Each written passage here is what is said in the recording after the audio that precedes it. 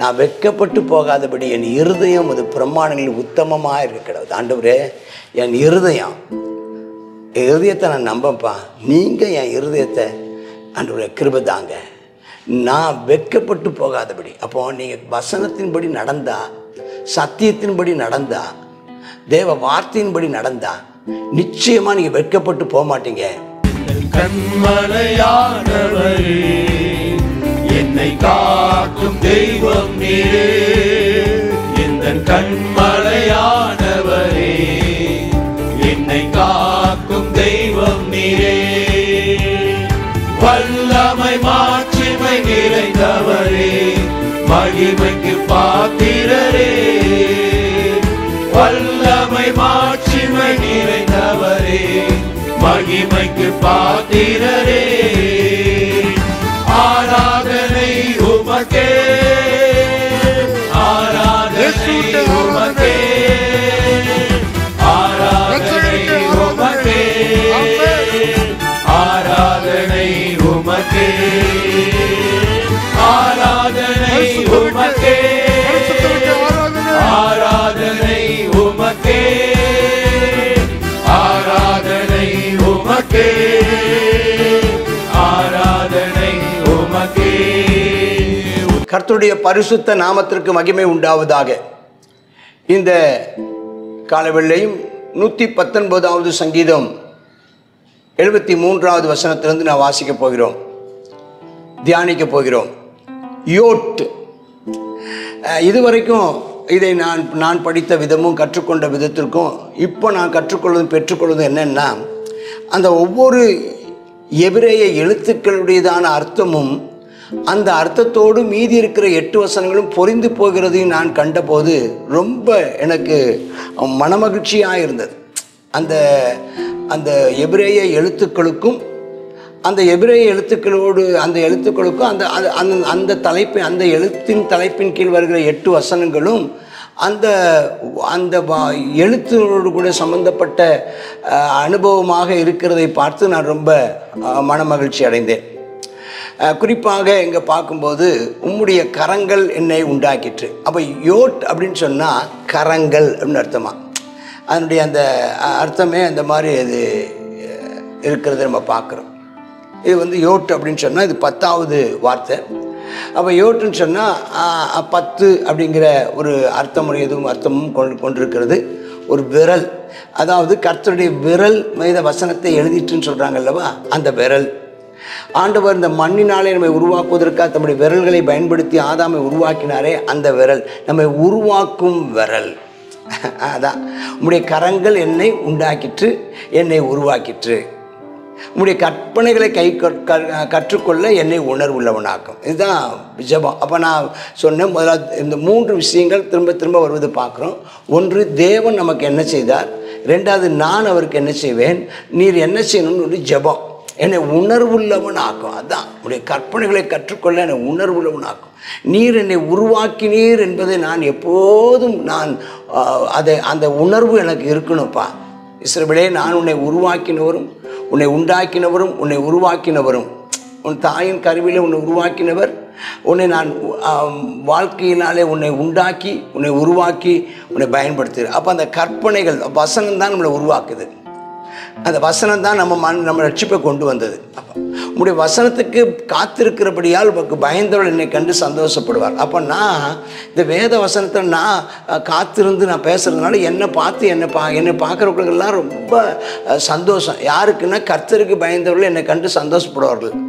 ஏன் அவங்க என்னை பார்த்து சந்தோஷப்படுறாங்கன்னா, நான் அந்த வசனத்தை நான் ரொம்ப வாஞ்சிக்கிறபடினாலும், வசனத்தை நான் பேசுகிறபடினால என் மேலே அவங்க ரொம்ப சந்தோஷம் அவங்களுக்கு. Thank God. நீ வேத வசனத்தை பேசினால், நீ வேத வசனத்தின்படி சத்தியத்தின்படி நடந்தால் அநேக பரிசுத்தவான்கள் உன் மேலே சந்தோஷப்படுவாங்க. சரி, 75 கர்த்தாவே, உமது நியாய தீர்ப்புகள் நீதி உள்ளதென்றும் உண்மையின்படி என்னை உபத்திரவப்படுத்தினீர் என்றும் அறிவேன். நம்ம முந்தின வசனமும் நம்ம அதைத்தானே நம்ம பார்த்தோம். முந்தின வசனத்தில் உள்ள பார்த்த போதும் அங்கேயும் என்ன பார்க்குறோம், நம்ம தேவனுடைய அந்த டெத் அப்படிங்கிற தெத் அப்படிங்கிறதான வார்த்தைக்கு அர்த்தமே என்னென்னா, அதாவது பாடுகளுக்கு பிற்பாடு என்னது ஒரு சந்தோஷம் அப்படிங்கிறத சொல்கிறதுல அதே மாதிரி. இப்போ உபத்திரப்ப கரம் கர்த்தருடைய கரம் என்னை எந்த ஒரு காரணம் இல்லாமல் என்னை என்ன செய்வதில்லைன்னா ஒரு குறிப்பிட்ட அனுபவங்களுக்குள்ளாக என்னை நடத்த மாட்டார். என்னை ஒரு அனுபவங்கள், அது அனுபவம், அது எனக்கு ஒருவேளை இப்போது எனக்கு அது உபத்திரவமாய் தெரிந்தாலும் ஆமென், கர்த்தருக்கு ஸ்தோத்திரம், அது என்னுடைய நன்மைக்காக என்று நான் தெரிந்து கொள்வேன். நேற்றைய தினம் சொன்ன அந்த வார்த்தை, அதாவது சில நாட்களுக்கு முன்பதாக சொன்ன வார்த்தை உங்களுக்கு ஞாபகம் வரும்னு நினைக்கிறேன்.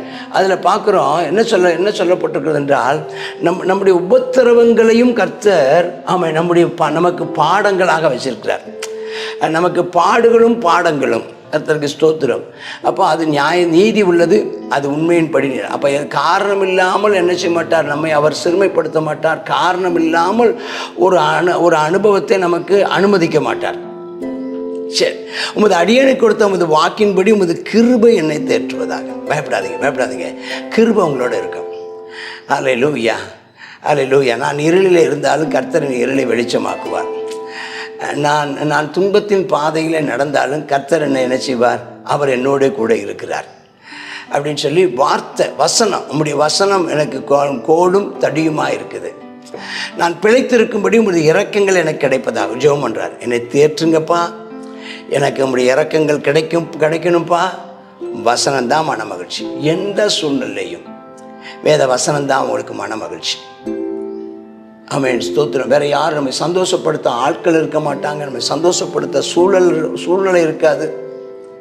நம்மை சந்தோஷப்படுத்துகிற சூழ்நிலை, துன்பப்படுத்துகிற மக்கள் மத்தியிலையும் ஆமென், ஸ்தோத்திரம், துன்பமான காலகட்டத்திலையும் வேத வசனம்தான் நம்முடைய மன மகிழ்ச்சி. போட்டோம். அகங்காரிகள் என்னை பொய்களினால் கெடுக்க பார்த்தபடினால், நிறைய நேரம் அகங்காரிகள் என்னை என்ன செஞ்சாங்க, அவங்க பொய் சொல்லி என்னை கெடுக்க பார்த்தாங்க. அவங்க வெட்கப்பட்டு போவாங்களாக. நானும் உம்முடைய கட்டளைகளை மட்டும் தியானிப்பேன்ப்பா. உம்முடைய வசனத்தின்படி நடப்பதற்கு நான் பார்ப்பேன். உமக்கு பயந்து உமது சாட்சிகளை அறிந்திருக்கிறவர்கள் என்னென்றை திரும்புவார்களாக. அப்போ என்னை சுற்றி இருக்கிற இந்த பொய் பேசுகிறவங்க என்னை என்ன செய்தாங்க, ஏமாற்றிட்டாங்க. ஆனாலும் அவர்கள் என்னை ஏமாற்றினாலும் உமக்கு பயந்தவங்க, உமது சாட்சிகளை அறிந்திருக்கிறவங்க என் பக்கம் இருப்பாங்க அப்படின்னு சொல்லிட்டு ஒரு ஜெபம் பண்ணுறாரு பாருங்க. ஒரு ஜெபம், உண்மையான ஜெபம். நான் வெட்கப்பட்டு போகாதபடி என் இருதயம் உமது பிரமாணங்களில் உத்தமமாக இருக்க கிடவுது. ஆண்டவரே, என் இருதயத்தை நான் நம்பப்பா. நீங்கள் என் இருதயத்தை ஆண்டவரே கிருபை தாங்க, நான் வெட்கப்பட்டு போகாதபடி. அப்போ நீங்கள் வசனத்தின்படி நடந்தா, சத்தியத்தின்படி நடந்தா, தேவ வார்த்தையின்படி நடந்தா நிச்சயமாக நீங்கள் வெட்கப்பட்டு போக மாட்டீங்க. ஒருவேளை அப்படி ஒரு சூழ்நிலை உண்டானாலும் உங்கள் வெட்கத்துக்கு ஈடாக இரட்டத்தனையான பலனை கர்த்தர் உங்களுக்கு தருவார். அப்போ நீங்கள் ஆண்டவரே நான் உத்தமமாக இருக்க கடவுது. அது ஒரு தீர்மானம், அது ஒரு ஜெபம். கர்த்தருக்கு ஸ்தோத்திரம். உத்தமமாக இருப்பேன், உத்தமமாக இருக்க உதவிச்சு. பழைய பாடல் ஒன்று, உத்தமமாய் முன் செல்ல உதவி செய்யும் யெகோவா, உத்தமமாய் முன் செல்ல உதவி செய்யும் யெகோவா. ஆமென், ஆமென். God bless you. 119வது சங்கீதத்தில் 13வது பாகம். நம்முடைய வேத வசனம், தேவனுடைய வேத வசனம் இவர் எப்படி மாற்றுது அப்படின்னு சொல்லி சொல்லுகிறார், சாட்சியாக சொல்லுகிறார். வேத வசனத்தை அதிகமாக பிரியமாக இருக்கிறதுனால, நாள் முழுவதும் தியானிக்கிறதுனால சத்ருக்களை காட்டிலும் அவர் என்ன செய்கிறாராம், அறிவுள்ளவராக இருக்கிறாராம். முதியோர்களை பார்க்கிலும் ஞானமுள்ளவராக இருக்கிறாராம்.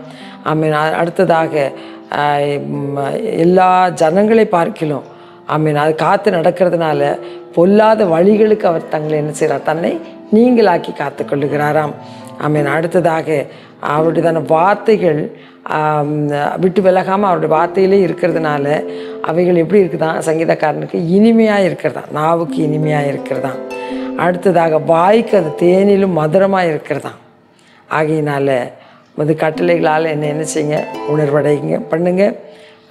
நான் இப்படி வேத வசனத்தை நான் காத்து நடக்கிறதுனால நான் பொய் வழிகளுக்கு நான் என்ன செய்கிறேன், நீங்களாகி காத்துக்கொள்கிறேன். இந்த இப்படிப்பட்டதான வேத வசனம், விலையேறப்பட்ட அந்த வேத வசனத்தை தியானிக்கத்தக்கதாக கர்த்தர் நமக்கும் கிருபை தருவாராக. ஜெபிப்போமா. கர்த்தாவே ஸ்தோத்திரமப்பா. இந்த நாளில் நாங்கள் அநேக நேரத்தில் கர்த்தாவே ஸ்தோத்திரமப்பா, எல்லாரை காட்டிலும் நாங்கள் கர்த்தாவே அப்பா ஸ்தோத்திரம் ஆண்டவரே குறைவுள்ளவர்களாக இருக்கிறோம்ப்பா. இந்த வேத வசனத்தை அதிகமாய் தியானித்து நாங்கள் கர்த்தாவே அப்பா சத்துருக்களை காட்டிலும் ஞானமுள்ளவர்களாக இருக்கணும், முதியோர்களை காட்டிலும் அப்பா நாங்கள் ஞானமுள்ளவர்களாக இருக்கணும். அப்பா ஸ்தோத்திரம் எங்களுக்கு போதிக்கிற எல்லாரை காட்டிலும் நாங்கள் ஞானமுள்ளவர்களாக இருக்கணும். ஆமென். அப்பா உம்முடைய வசனத்தை நாங்கள் காத்து நடக்கிறதுனால அப்பா எல்லா தீமைகளுக்கும் எங்களை நீர் விலக்கி பாதுகாத்து கொள்ளுகிறீரப்பா. கர்த்தாவே ஸ்தோத்திரம் ஆண்டவர் உம்முடைய நியாயங்கள் ஆமென் அப்பா நாங்கள் காத்து நடக்கிறதுனால அவைகள் எங்களுக்கு அப்பா வாய்க்கு இனிமையாக இருக்குதுப்பா. ஆமென். எங்களுடைய நாக்குக்கு இனிமையாக இருக்கிறது, எங்களுடைய வாயில் அது தேனை போல ஆமென் அப்பா ஸ்தோத்திரத்தை விட்டாத இன்பத்தை தருகிறபடியால் நன்றி. இப்படிப்பட்டதான வேத வசனத்துக்கு நாங்கள் காத்திருக்கவும், வேத வசனத்தில் நடக்கவும், வேத வசனத்தை படிக்கவும், வேத வசனத்தை தியானிக்கவும் எங்களுக்கு கிருபை தாரும். இயேசுவின் நாமத்தில் பிதாவே, ஆமென்.